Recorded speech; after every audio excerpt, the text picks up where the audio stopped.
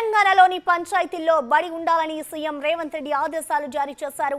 విద్యాశాఖపై సమీక్ష నిర్వహించిన ఆయన అధికారులకు కీలక సూచనలు చేశారు. రాష్ట్రంలో ఎంత చిన్న గ్రామమైనా మారుమూల తండా అయినా తప్పకుండా ప్రభుత్వ పాఠశాల ఉండాల్సిందేనన్నారు. ఒక్క బాలుడు గాని బాలిక గాని చదువు కోసం ఇతర గ్రామాలు పట్టణాలకు పోయే పరిస్థితి ఉండొద్దని సూచించారు. విద్యార్థులు లేరనే నెపంతో మూసివేసిన అన్ని పాఠశాలలను తెరిపించాలని, ఎంతమంది పిల్లలున్నా ప్రభుత్వ పాఠశాలలను నడిపించాల్సిందేనని రేవంత్ రెడ్డి ఆదేశాలు జారీ చేశారు.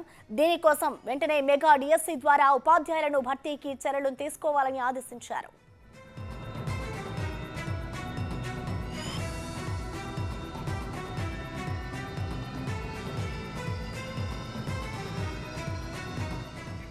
రాష్ట్రంలోని ఉపాధ్యాయ ఖాళీలను భర్తీ చేయడానికి డిఎస్సి నిర్వహించేందుకు తగిన చర్యలు తీసుకోవాలని ఆదేశించారు. మన ఊరు మనబడి కార్యక్రమంలో జరిగిన పనుల పురోగతిని సమీక్షించారు. కార్యక్రమంలో ఇంకా మిగిలిపోయిన పనులన్నింటినీ పూర్తి చేసి రాష్ట్రంలోని అన్ని పాఠశాలలను ఉత్తమ పాఠశాలలుగా తీర్చిదిద్దాలన్నారు. ఉపాధ్యాయుల ప్రమోషన్లు, బదిలీలలో ఉన్న అవాంతరాలపై దృష్టి సారించాలని సీఎం రేవంత్ ఆదేశించారు. బదిలీల అంశంలో ఉన్న అవాంతరాలను, అభ్యంతరాలను అధిగమించడానికి ఉపాధ్యాయ సంఘాల ప్రతినిధులతో చర్చలు జరపాలని, ప్రత్యామ్నాయ మార్గాలను అన్వేషించాలని సూచించారు.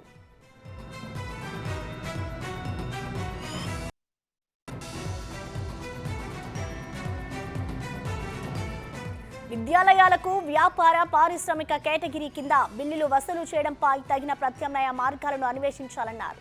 పాఠశాలల్లో స్వీపర్లు, పారిశుద్ధ్య కార్మికులను ఏర్పాటు చేయడానికి ఉన్న మార్గాల గురించి అధికారులను తగిన ఆదేశాలను జారీ చేశారు.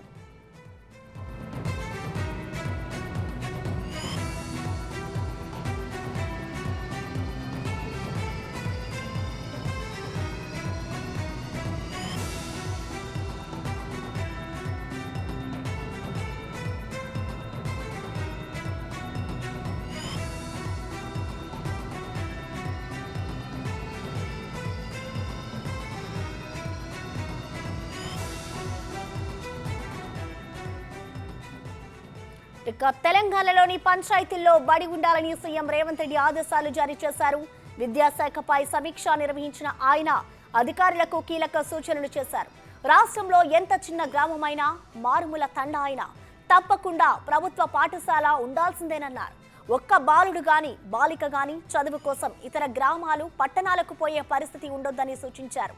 విద్యార్థులు లేరనే నెపంతో మూసివేసిన అన్ని పాఠశాలలను తెరిపించాలని, ఎంతమంది పిల్లలున్నా ప్రభుత్వ పాఠశాలను నడిపించాల్సిందేనని రేవంత్ రెడ్డి ఆదేశాలు జారీ చేశారు. దీనికి సంబంధించిన కంప్లీట్ డీటెయిల్స్ మా డిప్యూటీ బ్యూరో చీఫ్ సాదిక్ అందిస్తారు. సాదిక్, ముఖ్యమంత్రి రేవంత్ రెడ్డి స్పష్టమైనటువంటి ఆదేశాలు జారీ చేయడం జరిగింది. బడి లేని పంచాయతీ ఉండొద్దు, అదేవిధంగా ఎప్పుడెప్పుడు ఎదురు చూస్తున్నటువంటి డిఎస్సి నియామకాన్ని త్వరగా చేపట్టాలని కూడా అధికారులకు ఆదేశాలు జారీ చేశారు. అంతేకాకుండా ఉపాధ్యాయుల ప్రమోషన్లు, బదిలీల సమస్యలు కూడా పరిష్కరించే విధంగా అధికార యంత్రాంగం పూర్తి స్థాయిలో ఫోకస్ పెట్టాలని కూడా అధికారులకు ఆదేశాలు జారీ చేయడం జరిగింది.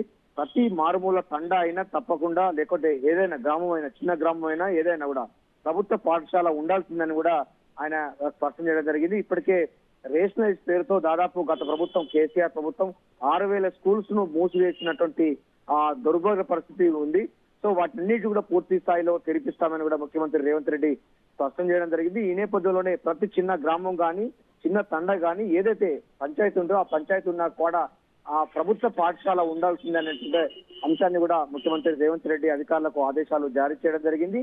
ప్రతి విద్యార్థి ఎవరు కూడా డ్రాప్ అవుట్ కాకుండా ఉండే విధంగా చర్యలు తీసుకోవాలన్నటువంటి అంశాన్ని కూడా అధికారులకు స్పష్టమైనటువంటి ఆదేశాలు జారీ చేశారు. ప్రభుత్వ పాఠశాలలో పూర్తి స్థాయిలో మౌలిక సదుపాయాలు ఏర్పాటు చేయాలి. అదేవిధంగా ఖాళీగా ఉన్నటువంటి టీచర్ల భర్తీ కోసం మెగా డిఎస్సి కసరత్తు ముమ్మరం చేయాలని కూడా అధికారులకు ఆదేశాలు జారీ చేయడం జరిగింది. ఇంతో పాటుగా రేషనలైజేషన్ పేరుతో ఇప్పటి వరకు గత ప్రభుత్వాలు చేసిన నిర్వాహకం వల్ల మనం ఇప్పటిదాకా చెప్పుకున్నటువంటి 6,000 స్కూల్స్ కూడా మూతపడిన సందర్భం ఉంది. వాటన్నిటికీ కూడా తెరిచే విధంగా కూడా కసరత్తు చేయాలని కూడా ముఖ్యమంత్రి రేవంత్ రెడ్డి స్పష్టం చేయడం జరిగింది. గుజరాత్, హర్యానా, రాజస్థాన్, ఒరిస్సా, ఆంధ్రప్రదేశ్ రాష్ట్రాల్లో ఉన్నటువంటి విద్యాపరమైన స్కిల్ యూనివర్సిటీలు అధ్యయనం చేసి తెలంగాణలో కూడా ఆ తరహమైనటువంటి వ్యవస్థను నెలకొల్పే విధంగా ప్లాన్ చేయాలని కూడా అధికారులకు ఆదేశాలు జారీ చేయడం జరిగింది. కొడంగల్ నియోజకవర్గంతో పాటు మరో 9 నియోజకవర్గాల్లో ఈ యూనివర్సిటీలను ఏర్పాటు చేసేందుకు అంటే స్కిల్ యూనివర్సిటీ విద్యార్థులు కేవలం విద్యా అర్జనే కాకుండా వారికి ఉపాధి అంశాల్లో స్కిల్ డెవలప్మెంట్ ఇచ్చే విధంగా కూడా ఆ రకమైన విద్యా విధానం రావాలని కూడా అధికారులకు ఆదేశించారు. దీనికి సంబంధించినటువంటి ఇప్పటికే అమలవుతున్నటువంటి హర్యానా, గుజరాత్, రాజస్థాన్, ఒరిస్సా, ఆంధ్రప్రదేశ్ రాష్ట్రాల్లో ఉన్నటువంటి స్కిల్ యూనివర్సిటీలో అధ్యయనం కోసం వెళ్లి పూర్తి స్థాయిలో అధ్యయనం చేయాలని కూడా అధికారులకు ఆదేశాలు జారీ చేయడం జరిగింది. ఈ రేఖ మొత్తం చూసినట్టయితే మనకు ముఖ్యమంత్రి రేవంత్ రెడ్డి ఈ రోజు ఎడ్యుకేషన్ పైన సమీక్ష సమావేశంలో మెగా డిఎస్సి రాబోతుంది, నిరుద్యోగులకు ఆశ అన్నది చిగురించింది, కాంగ్రెస్ ప్రభుత్వం వస్తే డెఫినెట్ గా మెగా డిఎస్సి ఇస్తామని కూడా గతంలో ప్రకటించారు, మేనిఫెస్టోలో చెప్పడం జరిగింది. సో ఈ నేపథ్యంలో మెగా డిఎస్సి రాబోతుంది, ప్రతి ఊర్లో కూడా పాఠశాల ఉండబోతుంది, అందుకోసం సింగిల్ టీచర్ అయినా ఉండే విధంగా ఉండబోతున్న నేపథ్యంలో రేషనలైజేషన్ పేరుతో మూసివేసబడినటువంటి 6,000 స్కూల్స్ మళ్ళీ తిరిగి పూర్వవైభవం సంతరించుకోబోతుంది. 30% ప్రమోషన్ల విధానంలో, అదేవిధంగా 70% డైరెక్ట్ రిక్రూట్మెంట్ ద్వారా టీచర్ల భర్తీ చేసేందుకు రేవంత్ రెడ్డి సర్కారు పూర్తిగా కసరత్తు ముమ్మరం చేస్తుంది.